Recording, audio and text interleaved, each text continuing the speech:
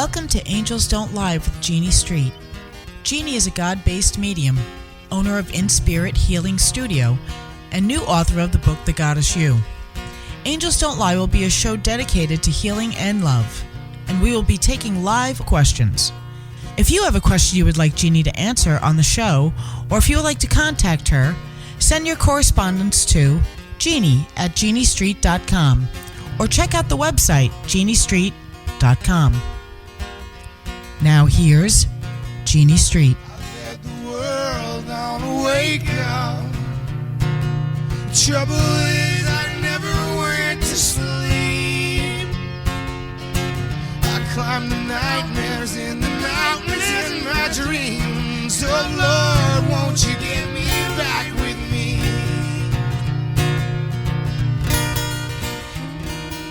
Happy Tuesday and welcome to Angels Don't Lie. I'm your host Jeannie Street here on KBJB Radio. Tonight I'm really excited. We're going to talk about inspired intuition, inspired moments that call us to wake up and make a change or shift and do something different in our life. And I have a very special guest in studio with me tonight, and she's going to talk about her own personal journey and her inspired wake up. Pam Picard, and she is a medical Reiki practitioner and also a Reiki master teacher. Hi, Pam, and welcome. Hello, thank you for having me. So excited to have you here. I'm very excited to be here. And Pam and I have known each other since kindergarten, so we have some history. And she has an incredible journey to share with us all tonight. So I'm really excited about that. Inspired moments that change our lives. Yeah. Yep, we all have them. Yep, and it doesn't always come as something that's a welcoming. Sometimes it's as in your case, it's something that's very emotional and very personal that awakens us. Correct? Yes. Yeah. Yep. It's not always something we choose. Yeah. To kind of tackle and try to defeat, but it is a challenge that our journey has put in front of us, whatever it may be. So, yep. And so we're gonna talk about that. We're gonna talk about Pam's journey and find out some more about her work, her amazing work that she's doing. We have a new phone number tonight, which we are glad to finally have. We've been talking about this. Casey's got this great new program on board, so we can actually have people on hold. So we're not going to lose you if you're calling in with your questions. So the new number is 646-891-5252. He's giving me thumbs up because I got the number wrong earlier today. I have dyslexia. What can I say? I flipped the numbers and I wrote it wrong on Facebook. I had to go back and fix it. So what did you flipped to the 891? I don't even know what I did. So he just texted me. He's like, you got the number wrong on Facebook. So it's like typical. So lucky thing there's an edit button. So I just went back in and edited. Made it a quick fix. Quick fix. So yeah, this will be our permanent number for Angels Don't Lie. So you can program that in your cell phone if you'd like. And our own personal number. Of course, I won't be available on that number during the week. That's only for the show. But you can, I don't know if we can leave messages or if we'll have like...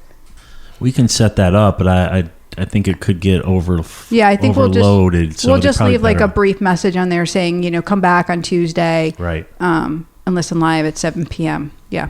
And of course, you can always email your questions in to jeannie@jeanniestreet.com as well. So I'm going to give the microphone over to Pam and let her tell her story. Let her, find out what she's doing. And because you have some great work that you're doing. You want to start off? Where do you want to start? Let's start now, where you are right now. So what are you doing for work right now? Well, I have a private practice in Brookfield, and I do work with Regional Hospice in Danbury, and it's a 12-bed facility off exit 2, right near the Brewster town line, the New York line there. And it's an amazing place to go. It's like one of a kind in our state, am I correct? Yeah, it's really sought after as well. For end of life care. It's state of the art at the time when they built it. So it's 2 years old this February. So yeah, it's beautiful. And I actually, when I started there, the day I finished filling out my paperwork. My dad had fallen and he was in the hospital. And I went and, filled out my paperwork, and I was all set to start volunteering with regional hospice, and went to the hospital that night, and my mom said, we have to get Dad a hospice bed.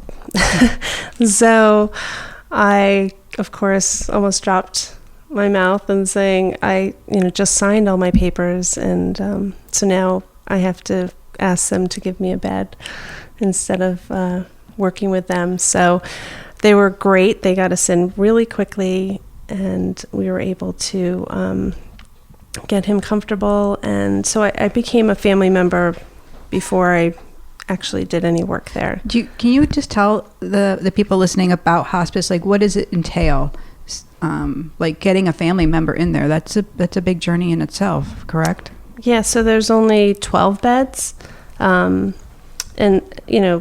I've been working there for about a year and a half now, and it's really interesting. I see people go home from there. Some people get better, and some people, pass quickly. Some people have been there for quite some time. We had a patient there we had a few patients over 6 months there. So, it's just a beautiful place, and it becomes a home for them, and everyone is just amazing that works there. So it is hard at times to get in. Yeah. And I've been fortunate to be able to visit hospice and visit people that I know there, and the owner we both are friendly with. Just the amazing energy that's in hospice. And to be with somebody as they cross over, a lot of people think that's a really scary thing or a really awful thing, and it's actually a very beautiful thing. I met a nurse this past week that came to the studio, and she brought her friend for a reading, and she said she did both. She's been with people when they were born, came into life, and when they left life. And she said, as a nurse, she has to say they're equally as beautiful, and she feels privileged to have that opportunity to welcome life and to send life off. It's a great gift. And she was talking about seeing the energy leave a body, like feeling the spirit leave and be full, without pain, without suffering, just experiencing that. She said it was amazing. Yeah. When we had an experience together. Yes. So, and I also was able to help someone cross over at Yale New Haven Hospital. So that's right, because you volunteered there as well with their amazing program. Yes. Yeah, they really do the integrative medicine well at Yale. They do, yeah. Which is it's a nice thing for people to know that it's available. And we even have some here in New Milford Hospital, some integrative medicine. My son recently had surgery over the winter holiday there, and they offered him this beautiful woman. She came in and she did a whole hypnosis pain relieving thing, and it was beautiful to watch because the kids don't listen to me. He's 23 and he rolls his eyes, and she got him to totally let go, because it was all science that she gave him, and he just connected with it. It was like, oh, here's the science behind why I'm going to take 3 breaths, and she asked him when he did it, what did you see anything? He said, well, yeah, I saw purple.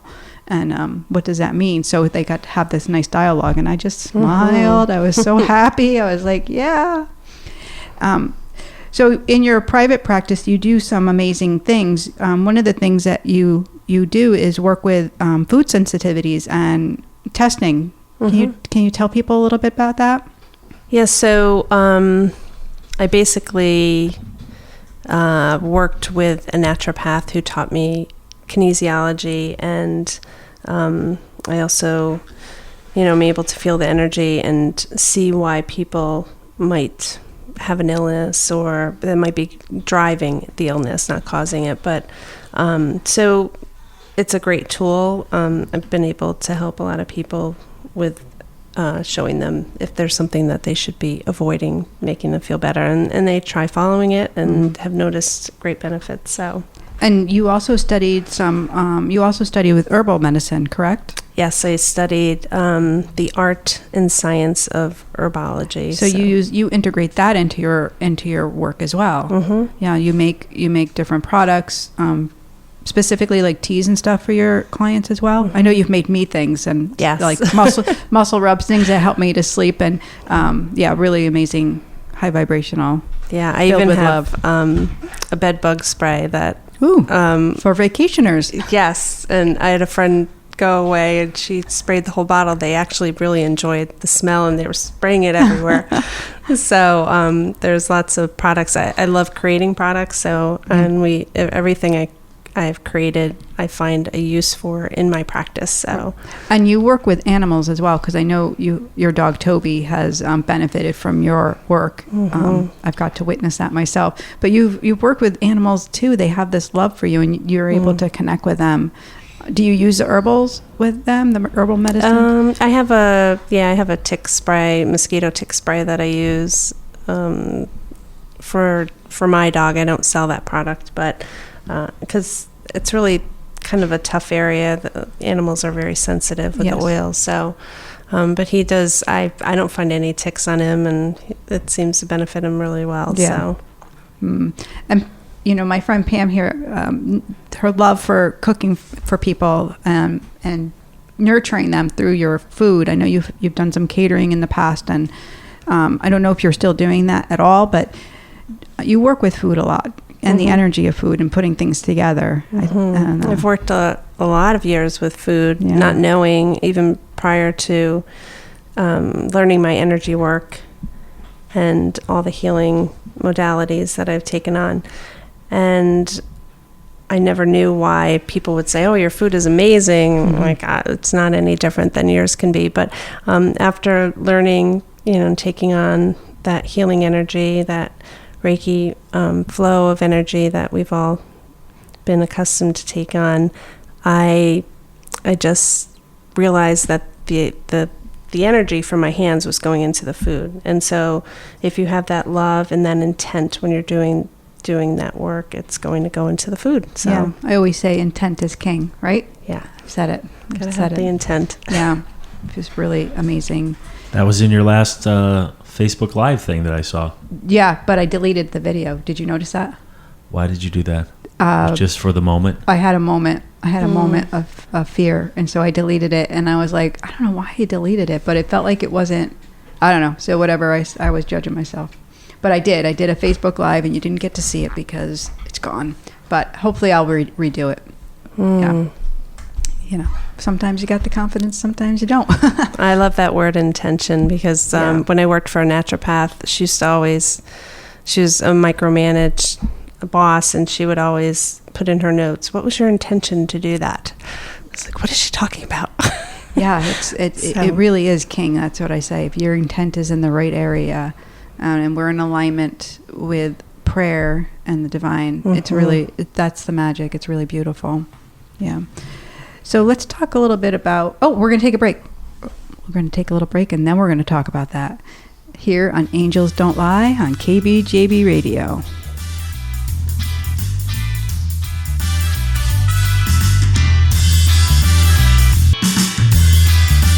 And welcome back to Angels Don't Lie. I'm your host, Jeannie Street, and tonight in studio is Pam Picard. And we are talking about inspired intuition. I wanted to give you the number to call in again. It's 646-891-5252.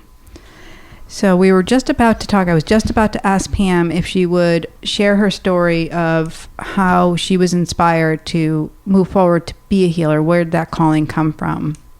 And I think that you guys are going to really love this story. It's just beautiful. And Pam's a really beautiful person. So I'm going to turn this over to my friend Pam. Thank you. So my journey started with my youngest son. I have two boys and an amazing husband. And my youngest son, Kyle, was sick in his third grade class. And he was the top of the class and then just went right down to the bottom of the class very quickly. So we did lots of testing, and we thought maybe he had a virus, and back and forth for months trying to figure it out. And we also even went holistic routes. Like I said, I have a background with a naturopath, so we were doing a lot of that testing, and she felt he had Lyme's disease. So we went to our regular practitioner, who put us on an antibiotic for Lyme treatment, and he instantly got a lot worse, and he was really getting very sick. So within the next 5 days, we went back, and the doctor said we needed to get to a neurologist. So we did that, had a scan. This was all the way, we were at the end of the school year in beginning of June, and the scan showed he had a tumor in his cerebellum. So we literally left the scan, and Kyle had said, well, what if they find something? And I didn't even think of that. It was like checking off another thing just to make sure we're okay with that. And so I think intuitively he knew he was going through this journey. And was he 10 or 11 at the time? He was 9. He was 9. So, okay, I'm going on 10. Yeah, okay. It was that summer. Yeah, in July. Okay, in July. So we were on our way home from the scan, and they called us to the office. They said, you need to come back immediately. So went right to Yale. Within the next hour and a half, they had someone waiting for us, and within 2 days had brain surgery for him. And one of the fondest memories I remember of that event was the night before his surgery. He said, Mom, why don't you sleep in my bed? It's more comfortable instead of that sofa, the lounge chair. And I just, fell apart, because I was like, he's having the surgery the next day, and he's giving me his bed. So he just really had no idea what he was going through, and just took it on like a champ, and came out of recovery very sick, and didn't open his eyes or speak for several days, and had a really tough recovery, 5.5 weeks in rehab facility, an hour away from home. So I was living up there, and we got back home, had another scan at Yale, and they had left a trace of the tumor because they were worried about embedded nerves. So that little trace started to grow considerably. So they recommended we do radiation treatment, which you only radiate the brain once. So we were a little nervous about that. So getting other opinions, we wound up in the city at Sloan Kettering. I got a great referral for a doctor there. And we found a great surgeon there. And in the midst of all of that, I was back speaking with my naturopath, who recommended Peter McLaughlin, who at the time was in Brookfield at Blue Sky. And he does the hypnosis. Like a past life regression. Yeah. Yeah. I remember all of this like it was yesterday, because I tried to just be a support for my friend, and you and Ron, it was so difficult. It was just such a hard time for your family. And I just remember how brave you were, like reaching out and like trying to look outside of the doctors, because you intuitively knew. You just kept saying, I feel like it's Lyme's. I feel like they're missing something. And then when Dr. Hart kind of confirmed and sent you to this guy, I remember you going for that appointment. And not knowing why she was sending me there, but she thought he might have in a past life had issues with his brain and maybe an injury. So he went through that, and he actually didn't get to a past life, but opened a door and spoke to his tumor, which was a little crazy. And I was listening to the whole thing because I was in the room and sitting in the corner, and the tumor basically said that it couldn't go unless he got healthy. And this went on for about 20 minutes, us arguing with the tumor, saying, if we give it something, we'll let go. If we take something away. So we left there, and kind of still not knowing what to do. I called Dr. Hartback, our naturopath, and she had us back in and retested him and said it's Lyme, it's in the brain. So he had just gone through so much, and to take more blood, there's so much more testing they can do with the blood. And I said, can't we just do something else? And we had the tissue from Yale. So we took that tissue, which is PCR. It's DNA of that tumor cell. And we sent it to a Lyme lab and got a Lyme doctor, Dr. Charles Ray Jones in New Haven. And the scientists at the lab had to rub his eyes 3 times. He couldn't believe what he was seeing. His tissue was filled with spirochetes, which is the Lyme. So he was supposedly at that time the 7th case of a brain tumor with Lyme's disease, though I think he was the only one they could actually get the tissue out on. So they speculated the other 6, but he actually was quite a celebrity at the lab.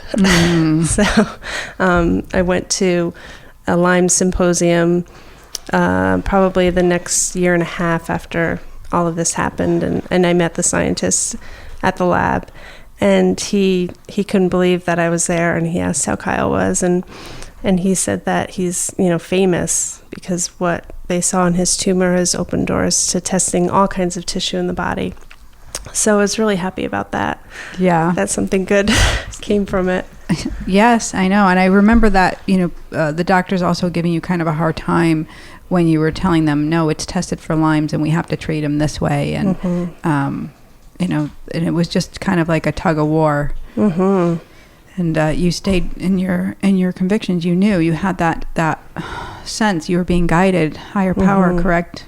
Yeah, because Sloan, they didn't know what to do with it. They're a cancer center, but they're also a research facility. So I told them that, his tumor isn't behaving the way it should be, and these are the cases that maybe you should be looking at and sending, if you have the tissue, sending it to the Lyme lab. But we wound up telling them we were going to postpone. We had a surgeon that would do surgery in the city, and we said we're going to try this PICC line to the heart with 2 antibiotics that cross the brain barrier and see what happens. And we did that for 5 weeks, and he got extremely better. We thought for sure the tumor had stopped growing, if not had shrunk a little bit, but when we did the next scan right before New Year's, his tumor had grown considerably. So we stopped the antibiotic treatment and we scheduled surgery. And the surgeon, little did we know, was like the most amazing pediatric brain surgeon in the world. And this was at Sloan, correct? He works with Sloan, and we actually did the surgery across the street at Weill Cornell. Okay. So he was great. It was like pumping gas. Yeah, I'll get it out. No problem. No, I'm not worried about embedded tissue. Yeah. And no, we're good. So we scheduled it, a few weeks later, and actually it was Inauguration Day. We'll never forget because President Obama was being inaugurated during his surgery. Oh my goodness. And, I'm like, things are changing. And so the surgeon was great because I had wound up getting a recording from Peter McLaughlin from Blue Sky for Kyle to listen to during surgery to help support and suggest that this healing happened while the surgery was being done. Oh my gosh. So they came out and got me during the surgery and said, we have the tissue. I had asked the surgeon to see if I could just have a piece of the tissue to send off to the Lyme lab. So he was still on the table, and I was trying to find the FedEx box, right, shooting out to get that done. And when it had reached the lab in Maryland, Kalonjian Labs, the scientists told me that there was no more Lyme left. Yeah. And that everything had been killed with the antibiotic treatment. So we were very happy about that. I know. It's like amazing that the antibiotics actually did work, even though the tumor didn't get smaller, but it stopped the Lyme, which is the most important thing. And I found out later from a doctor up in Maine, because I never understood why the tumor had grown. But what happens is, let's think of it as like little bugs in this kind of cocoon, this little condo that they're living up in the brain, and so the medicine's going in and it's killing them, but it's making these spirochetes, these little bugs in my mind, kind of explode. So those toxins that are in them are making the tumor swell. So that's why the tumor had enlarged. And, who's to say that if we had kept doing more treatment, would it have started to shrink? Collapsed maybe, or we're not sure. But we wound up getting it all out and nothing's grown back. Yeah, and I remember his recovery from the second surgery was much better. Like, it wasn't as it was like night and day. I remember you saying, like, he woke up right away. He woke up right away and was talking and wanted to get home the next day. Yeah, it was like a completely different experience. Yeah, incredible. So we wound up doing radiation treatment just because the surgeon recommended it. Yeah. And he's been great ever since. We've been really happy. It's such a touching story. And during this whole time, working with your child and working with your family with such a I can't even like put it into words, such a big thing. It just brings you to really call out to God for guidance and support and love. Just amazing. That's what I was doing. I was asking for direction. I prayed the whole time, and I was very strong. My husband was crumbling, and not knowing what to do. But one of us has to be strong when you're going through something like that. And I just asked for divine guidance and to put me in the right path. To receive the appropriate people that can help him. And the different healers that you encountered along the way are the spark of intuition, the spark that inspired you, correct? That to go further, to not stop. Yeah. We're going to take a caller. We're going to take just a minute here. Is this Karina? Did you say? Yeah. Hey, how you doing? Hi, Karina. Good. How are you tonight? Absolutely fabulous. Oh, good. Where are you calling from? Connecticut. Oh, lovely, lovely. Do you have a question for me or for Pam?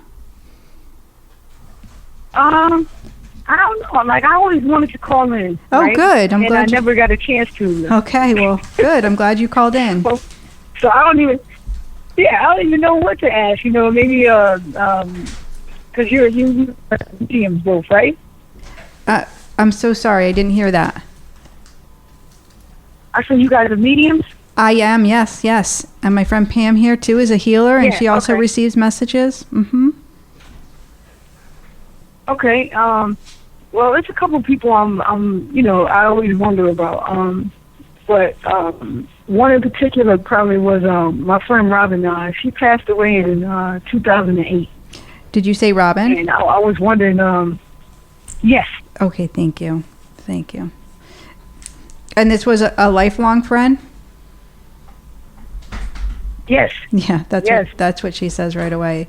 And I feel like she shows me almost like a sister type of bond. Do you understand that? Yes, definitely. Definitely. She's saying, I don't have any sisters. Actually, she's saying more like Thelma and Louise. She's like, you guys got into a little trouble. You understand that? Yes. Okay.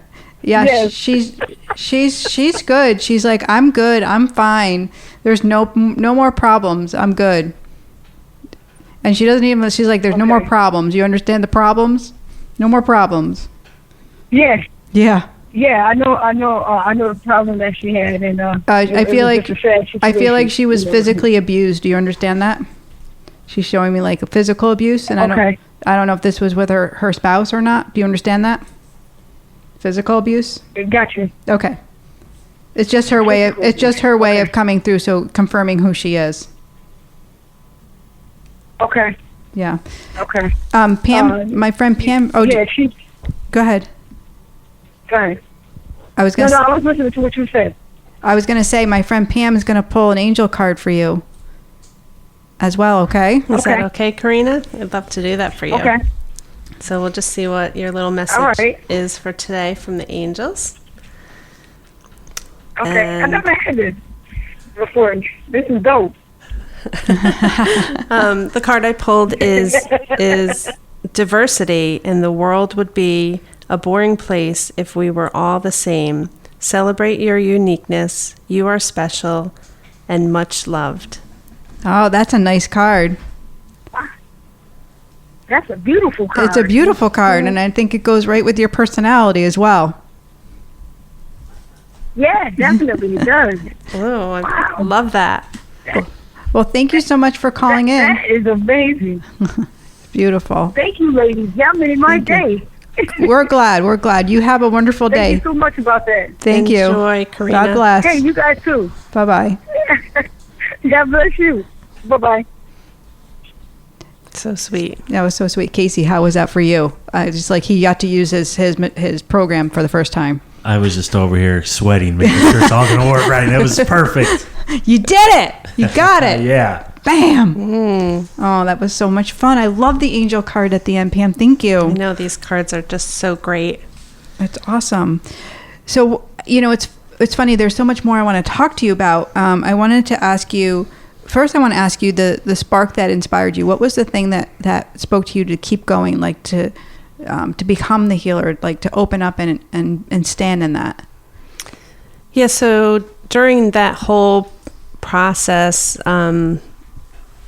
we hadn't studied Reiki until shortly after that.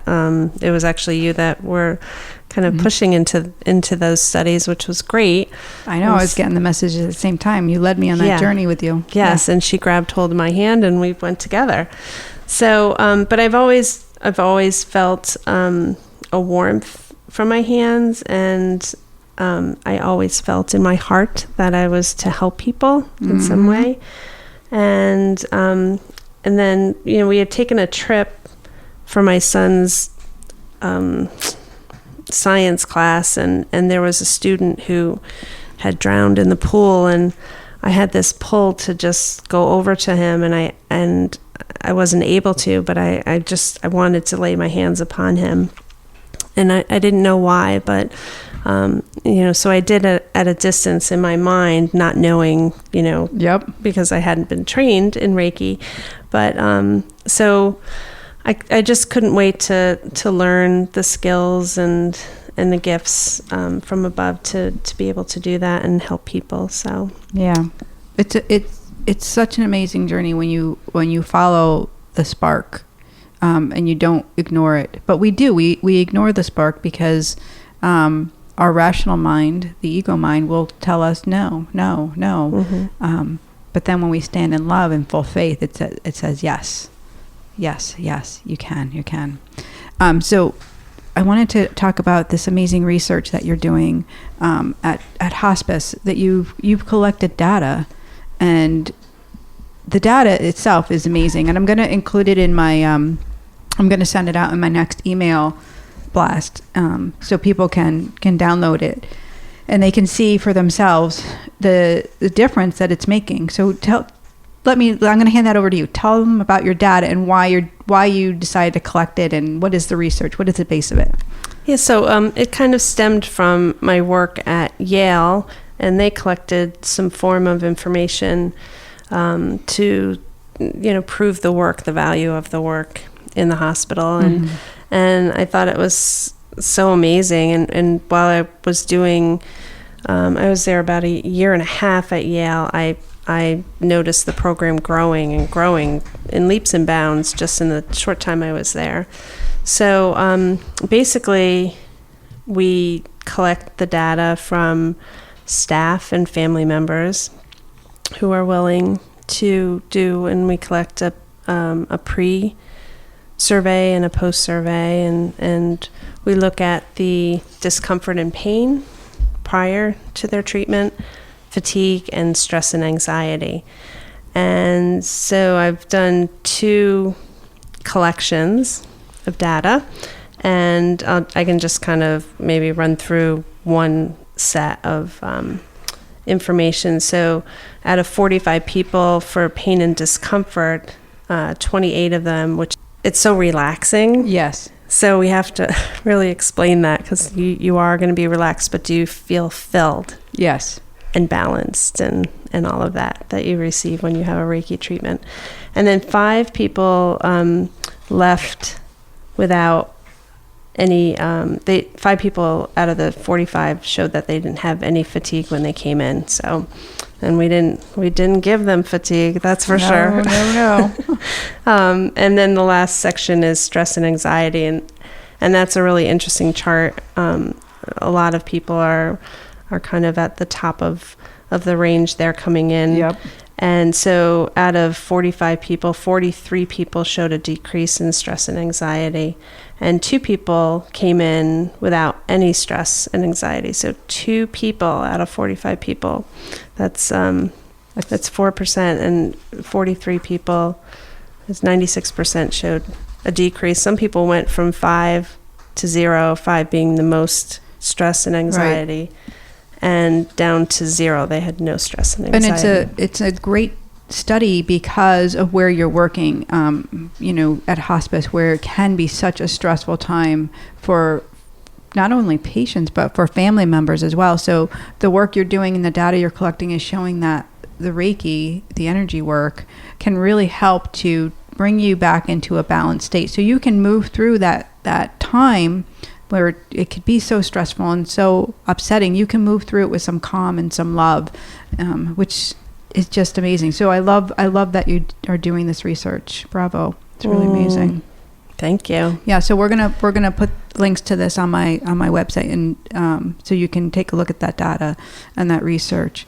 And why don't you give the folks some information on how they can contact you if they wanted to maybe have a Reiki healing session, or talk to you about the different things that you are offering. I know you're teaching Reiki level trainings as well.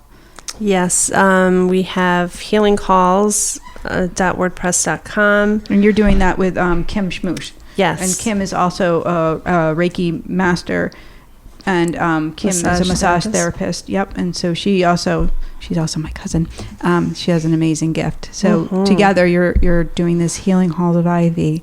Yes. And training people to use their natural abilities. Yes, and we're certified through the National Association for Massage Therapists. And this means that people can use your class to get the CEUs. Yep. Yeah, which is a really important thing. Yeah. So if you're, people that know CEUs and know that they need to take classes, you can do that for them, which is amazing. Yes, and we offer classes at hospice. We're training people there. We have volunteers that have been asking us, and staff people. So we're doing a lot of training there, besides doing our own private training that we have locally. So busy. So how can they get in touch with you? Give them your number. My cell number is 203-312-3309. I could be reached at that, or you can text me. My email address is pam@reikimedical.com, and my website is reikimedical.com. Beautiful. And again, the blog is healinghalls.wordpress.com. But you can get that from your website too, right? Yeah. You've made that link. And we also have a documentary. I could kind of talk about that quickly. Because Kyle was selected to do a documentary through Angel Light Films. So it's ANGELHTFILMS.org. I know they're on Facebook too. Yeah, Angel Light Films. Yeah. So. And he made a documentary called The Kyle Show, which is amazing, and it's a must see. Yeah, and she's amazing. Stephanie Angel, she lost her sister when she was young to a brain tumor, and she actually, her spirit came back to play with her a year later, and then came through her to speak to her parents to tell them they needed to start a brain tumor foundation for children. And so they're the founders of the Children's Brain Tumor Foundation. Amazing. And then she found us. Yep. So I remember that whole connection, and Kyle, making that film, and you meeting Stephanie. I just remember the excitement and the love that was going on at the time. It was beautiful. Yeah, it was very healing, because she lets them create their films, so every film is different. And, and they're really unique and cool. And so that's a passion that she's doing, which is so lovely, being of service and helping people. And that's really what we're all here to do, to be of service, to help each other. And that's a form, it's not that you do it all for free. It's a form of healthy wealth. I write about that in the book, to have the balance of the good and the service. And that's how God provides for us. And your book is amazing. So whoever hasn't gotten their hands on it should go out and grab that. Casey, did you write your love letter yet? I did write it. You did. He was stuck on it last week. We talked about that. Once I got started, it went pretty well. Yes. But I wanted to talk to you about this whole ego thoughts and love thoughts, because I'm confused. I don't stop. Just like some examples, or maybe to help me think about it better. Okay. So anything from that fear-based, right, is going to be in that tone of I can't, I don't, I won't, I'm afraid. It's an unmovable, so it's a fear block. Anything from love says I can, I will.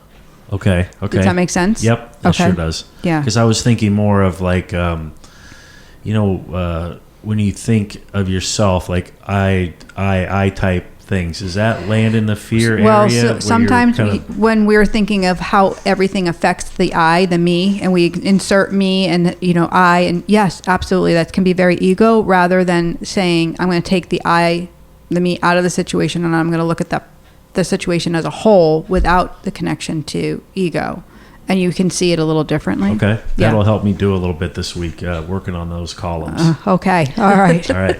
Yeah. He's got his assignment. He does. He's good though. And this week it's funny because they put the PR woman who I love, Barbara. She had sent the PR piece to a couple newspapers, and the Waterbury Republican was one of the papers that we got the most response out of. And I've had a couple of new clients come that way. And one woman came right into the studio and she's like, I'm here to buy your book.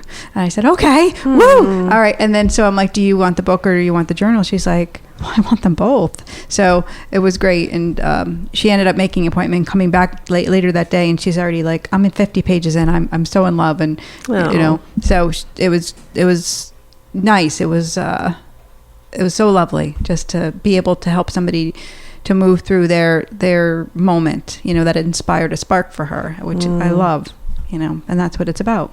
It's beautiful. Yeah, absolutely. Ego Schmigo, Brian just texted me. Ha, he's listening in. He's got that right, that little Schmigo guy. Tricking us, keeping us in the dark. So this has been such an exciting evening, getting to hear your story and talking about Kyle's journey. And we didn't really talk about your dad's journey. That was an emotional journey as well, that your family went through. You want to talk a little bit about that? Can I push you on that? Because I think that... it was very swift, which was, beautiful. He was only there 5 days, but... but he was home longer, just kind of with Parkinson's and just watching a family member kind of almost drift away. Yeah, he was really doing great until his fall. He really was, he was great. And so the night he passed, we had been there. We were having kind of a party, which I feel bad about. But we had a bunch of people come in to see him, and then we went home. And a couple hours later, they called us. So we hadn't gotten to bed. So I got my mom, and we jumped in the car and. We were heading down the hill to get on the highway, and I was just crying, saying, I hope he didn't suffer, because it was really hard. He had some Lewy body dementia as well, and he wasn't speaking clearly or speaking much at all. So I didn't really know if there was pain or suffering, what kind of suffering. So I just kept talking about that as we're about to get on the highway, and saying, I just hope he wasn't in pain. And all of a sudden, a shooting star fell right down in front of my car. And my mother said, that was a falling star, a shooting star. And she said, what does that mean? And I said, it means he's okay. It just fell after I said, I hope he was okay. Yeah. So actually, I had it happen another time. I was coming home from Columbia Presbyterian. I did a surgery at the hospital with a patient, and I came home late, and I was tired and thinking about the day, and whether am I supposed to be doing this work, and then all of a sudden a falling star came right in front of my car on the highway. Yeah. So I was like, okay, Here's your Dad, sign. You're Yeah. the falling star. Just letting you know. Yes. And let's talk a little bit about that medical Reiki, because that's what you were talking about. You were in surgery because you went for special training so you could enter surgeries and help people in that state, which is incredible. Yeah, I had a dream, and Dr. Oz came in my dream, and he said, I want you on my team. And I said, well, what do you mean on your TV show team? Like, you want me to work in your staff on your TV show? And he said, no, I want you in my surgery. I want you part of my surgery team. And I didn't know at the time that people were doing that. It was probably 3 years ago. So after speaking with a few people, I found out that he does had a Reiki practitioner working with him on some of his surgeries. So then I studied with Raven Keys in the city and became a medical Reiki master. Yeah, which was a big program. I remember you doing that too. Like, you would have to get up and get your kids off, and it was a big commitment. It was a big deal, and leave your family to go all the way in the city and do this training. And but you loved it. This energy that was around you when you were doing it. And there was it was a small class. It was like 5 or 7, right, of you? I think there was 10. It was the first class. I kept pushing her because she had been Dr. Oz's Reiki practitioner. So I told her she should teach this. So she developed something. Well, actually, she developed it the night I told her I got accepted into Yale to do work there. And that night she put an email out and said, I'm going to train Reiki practitioners to be medical Reiki masters. So that's how which it all is, I happened. believe, is now like a trademark. Yes, she's had it trademarked. Yep, and Raven has written, I think, 2 books now. So she's got a interesting history too. Yep, for sure. So really cool stuff. So this is all amazing, like these little sparks that have led you and opened up the doorways. And nothing happens really quickly. Like, we would like to say, okay, here it is, I'm in this alignment, but it's organic and authentic. It just moves when it's supposed to, and you're healing at the same time. You're healing your own self, and the things that have happened maybe in your life in your past, or the things that you're working through at the moment. We're always dealing with stuff, all of us. So yep, and that's the important thing to remember, that's why we're here. We don't ever stop. Never learning, stop. growing, and healing. Yeah, it's really beautiful. Really, this has been a great show. Thank you so much for joining us. Thank you for having me. So exciting. It was so interesting. We didn't even have a second break. I know. Time just went zoom. I just looked at the time. I'm like, I can't believe we're at the end of the night. It's almost there already. Yeah. Holy moly. It's crazy. Do you have trainings coming up, Pam? Any classes that people should know about? I have it listed on the blog, and perfect. I have 2 classes in March, 2 or 3. Yeah. Good, beautiful. I just did a Reiki 3 last weekend, and so that was really amazing and great. They're always special, aren't they? Yes. Yeah. It's almost just, it's so rewarding for you, even though you're sending them off. I feel like it fills you to do it. Like it's beautiful. Yeah, it's always a privilege to help and be there. So anyways, I'm so happy that that you joined us, and we are going to wind down, and we will. Well, maybe Pam can do a card for the readers for the listeners. For the listeners. Oh, Yes. that would be great before we sign do off. that. All right, so we're going to pick a card for you guys tonight. So she's doing a little prayer over them, and this card will be just for you, what the angels want you to know. Ooh, that's a really good one. The card is protection. You are safe. Do not fear. We are with you always and surround you always with our invisible wings of light. Oh, that's so beautiful. protection.